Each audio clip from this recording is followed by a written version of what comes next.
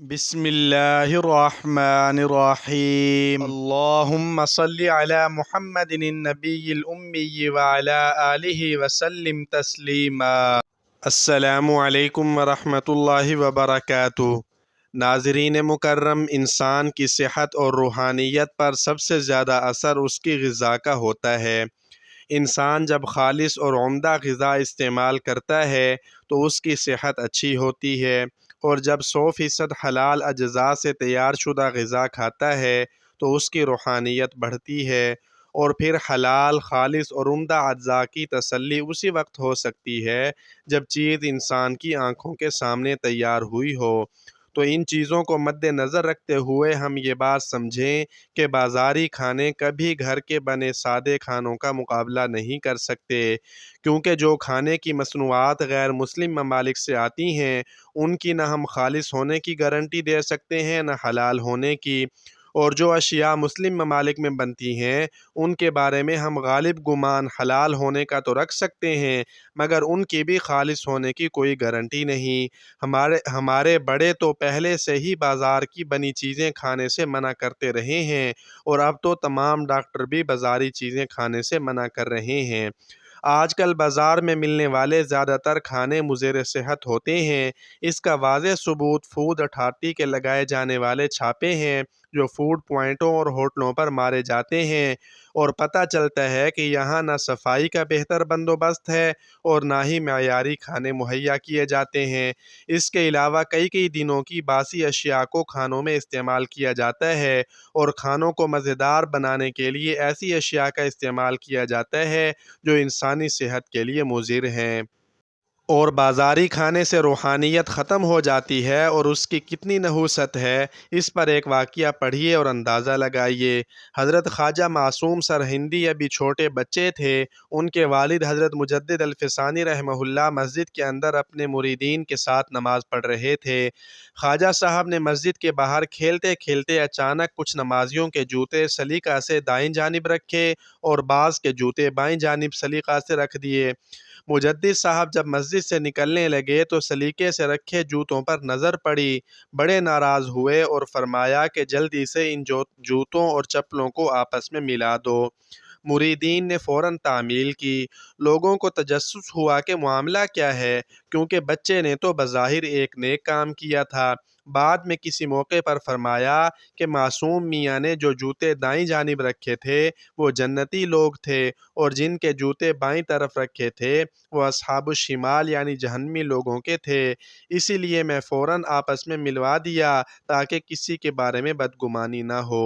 یعنی حضرت خواجہ معصوم کو اللہ تعالیٰ نے بچپن سے ہی کشف کی نعمت عطا فرما دی تھی۔ پھر حضرت مجدد الفسانی رحمہ اللہ نے ایک خط اپنے مرشد حضرت خواجہ باقی باللہ رحمہ اللہ کو دہلی لکھا اور رودات بتا کر مشورے کے طالب ہوئے۔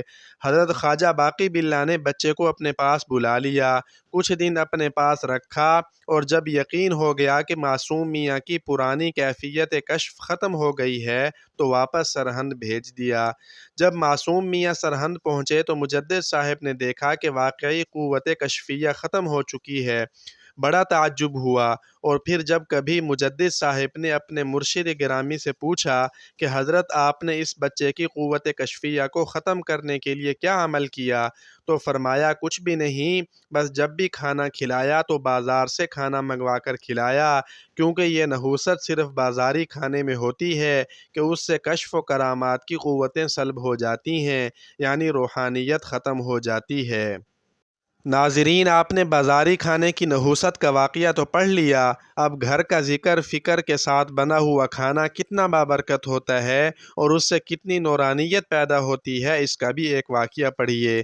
حضرت امام احمد ابن حنبل حضرت امام شافعی کے شاگرد ہیں۔ امام شافعی اکثر اپنے گھر میں اپنے شاگرد امام احمد ابن حنبل رحمہ اللہ کے تقویٰ، بزرگی اور نیکی کا تذکرہ فرمایا کرتے تھے۔ ایک مرتبہ امام احمد نے اپنے استاد محترم کو خط لکھا کہ میں آپ کی زیارت کو آ رہا ہوں۔ چنانچہ امام شافعی رحمہ اللہ نے اپنے گھر میں اطلاع دے دی کہ میں جس شاگرد کی بزرگی کا تذکرہ کیا کرتا ہوں وہ میرا مہمان بن کر آ رہا ہے۔ تو امام شافعی کی بیٹیوں نے مہمان خانے کی صفائی کی اور وضو وغیرہ کے لیے پانی بھر کر رکھا اور بہترین کھانا تیار کیا، اور جب امام احمد ابن حنبل رحمہ اللہ تشریف لائے تو ضرورت سے زیادہ کھانا ان کے لیے بھجوایا اور سوچا کہ جو کھانا ان سے بچ کر آئے گا وہ ہم برکت کے طور پر کھائیں گے، لیکن جب برتن واپس آئے تو وہ خالی تھے۔ ان کو تعجب ہوا کہ یہ تو سارا کھانا کھا گئے۔ پھر سوچا کہ سفر سے آئے ہیں، بھوک لگی ہوگی۔ پھر رات کو قیام کرنے کے بعد جب امام احمد ابن حنبل واپس چلے گئے تو بچیوں نے مہمان خانے میں دیکھا کہ پانی کا برتن بھی ویسے ہی بھرا ہوا پڑا ہے، تو بیٹیوں نے اپنے والد امام شافعی رحمہ اللہ سے عرض کیا کہ آپ تو اپنے شاگرد کی تعریف بہت کرتے ہیں کہ وہ بڑا پرہیزگار ہے، مگر ہمیں تو بزرگی کی کوئی نشانی نظر نہیں آئی۔ وہ تو کھانا بھی بہت زیادہ کھاتا ہے اور پانی کا برتن بھی ویسے ہی پڑا ہے، شاید اس نے تہجد بھی نہیں پڑھی۔ امام شافعی رحمہ اللہ کو بھی یہ بات سن کر بڑا تعجب ہوا، تو انہوں نے کسی موقع پر امام احمد ابن حنبل سے اس معاملے کے متعلق پوچھا تو امام احمد نے عرض کیا کہ استاد محترم، یہ بات تو سچ ہے کہ میں کوئی بزرگ پرہیزگار نہیں ہوں، مگر اس رات کا معاملہ ہی کچھ اور ہے۔ وہ یہ کہ اس رات جو کھانا میرے لیے آیا تھا وہ اتنا نورانی اور بابرکت اور لذت والا تھا کہ اس کو تو ختم کیے بغیر میں رہ نہ سکا۔ پھر جب میں نے وہ کھانا کھا لیا تو اس سے میرے اندر نورانیت پیدا ہوئی اور میرا دل و دماغ اتنا منور ہو گیا کہ میرے دماغ میں جو پیچیدہ مسائل چل رہے تھے وہ حل ہونا شروع ہو گئے، اور اس رات میں نے 400 دینی پیچیدہ مسائل مستنبط کیے، جس کی وجہ سے میں ساری رات جاگتا رہا، اور میں نے رات کے وضو سے ہی تہجد پڑھی اور فجر بھی پڑھی۔ اللہ اکبر! یہ ہے گھریلو حلال کھانے کی برکت۔ بہرحال اب آپ کی مرضی ہے کہ بازاری چیزیں کھا کر اپنی روحانی قوتوں کا جنازہ نکالیں یا گھریلو چیزیں کھا کر روحانی قوتوں میں اضافہ کریں۔ اللہ تعالی ہمیں حلال عمدہ غذا کھانا نصیب فرمائے۔